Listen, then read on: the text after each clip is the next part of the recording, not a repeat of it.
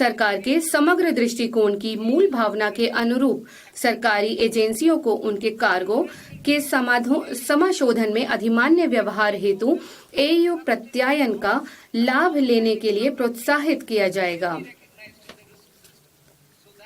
लंबे समय में विश्वास प्राप्त आपूर्ति श्रृंखलाओं वाले नियमित आयातकों को जोखिम प्रणाली में मान्यता दी जाएगी, ताकि प्रत्येक बार उन्हें उनके कार्गो के सत्यापन की आवश्यकता को कम किया जा सके। इलेक्ट्रॉनिक सीलिंग का उपयोग करने वाले निर्यात कार्गो का फैक्ट्री परिसर से पोर्ट तक का पूरा समाशोधन उपलब्ध कराया जाएगा। उन वस्तुओं के आयात जिनके लिए किसी अनुपालन की आवश्यकता नहीं है, विश्वस्त आयातक द्वारा प्रवेश बिल दायर करने और वस्तुओं के आगमन पर सीमा शुल्क को उनके समाशोधन की औपचारिकताओं पूरी करने के लिए स्वतः सूचना मिल जाएगी। इससे वस्तुओं के आगमन के तत्काल बाद निर्मुक्त किए जाने को सक्षम बनाया जा सकेगा। सीमा शुल्क भंडारण फ्रेमवर्क को स्व प्रकटन, इलेक्ट्रॉनिक ट्रैकिंग और जोखिम आधारित लेखा परीक्षा के साथ एक भंडार संचालक केंद्रित प्रणाली में बदला जाएगा। ये सुधार अधिकारी पर निर्भर अनुमोदनों की वर्तमान प्रणाली को हटाएंगे और इससे लेन देन विलंबों और अनुपालन लागतों में कमी आएगी। व्यापार करने की सुगमता। विभिन्न सरकारी एजेंसियों से कार्गो समाशोधन के लिए अपेक्षित अनुमोदनों की प्रक्रिया को इस वित्त वर्ष के अंत तक एकल और परस्पर जुड़े हुए डिजिटल विंडो के माध्यम से निर्बाध बनाया जाएगा। खाद्य, औषधि, पौध, पशु और वन्य जीव उत्पादों जो निषिद्ध कार्गो का 70% होता है के समाशोधन में शामिल प्रक्रियाओं को अप्रैल 2026 तक प्रचालनात्मक बना दिया जाएगा। जिन वस्तुओं के लिए कोई अनुपालन अपेक्षा नहीं है, उन वस्तुओं को आयातक द्वारा ऑनलाइन पंजीकरण पूरा करने के तत्काल बाद सीमा शुल्क द्वारा शुल्क के भुगतान के अध्ययन समाशोधित किया जाएगा।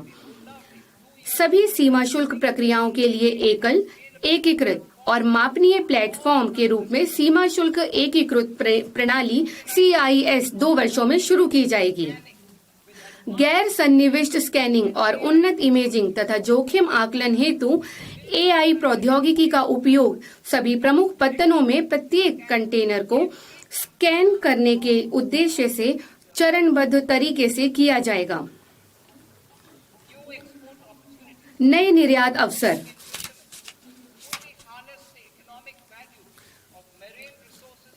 हमारे क्षेत्रीय जल क्षेत्र के बाहर समुद्री संसाधनों के आर्थिक मूल्य का पूर्ण रूप से दोहन करने के लिए भारतीय मछुआरों की सहायता के लिए निम्नलिखित उपाय किए जाएंगे।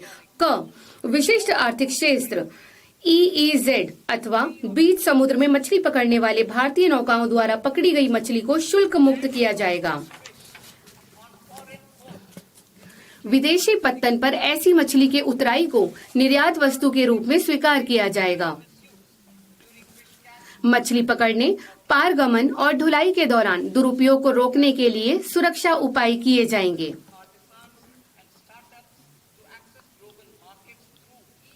ई-कॉमर्स के माध्यम से वैश्विक बाजारों में पहुंच के लिए भारत के छोटे व्यवसायों, कारीगरों और स्टार्टअप की आकांक्षाओं को सहायता प्रदान करने के लिए कुरियर निर्यातों पर प्रति खेप 10 लाख रुपए की वर्तमान मूल्य सीमा को पूरी तरह हटाने की घोषणा करते हुए मुझे हर्ष हो रहा है। इसके अलावा ऐसी खेपों की पहचान के लिए प्रौद्योगिकी के प्रभावी उपयोग से अस्वीकृत और वापस लौटाई गई खेपों के प्रबंध में सुधार किया जाएगा।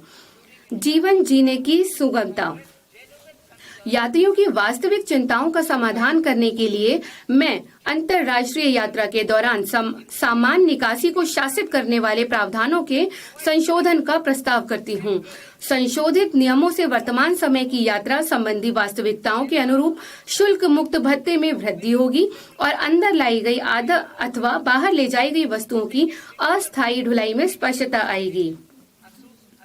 ऐसे ईमानदार करदाता हैं जो उनके सभी बकायों का भुगतान करके विवादों का निपटान करने के इच्छुक होते हैं, किंतु वे दंड से जुड़ी नकारात्मक भावनाओं के कारण ऐसा नहीं करते हैं। अब वे दंड के बदले में अतिरिक्त राशि का भुगतान करके अपने मामले बंद करने में सक्षम होंगे। माननीय अध्यक्ष महोदय, इसके साथ ही मैं यह बजट इस गरिमामयी सदन के समक्ष रखती हूँ। जय हिंद।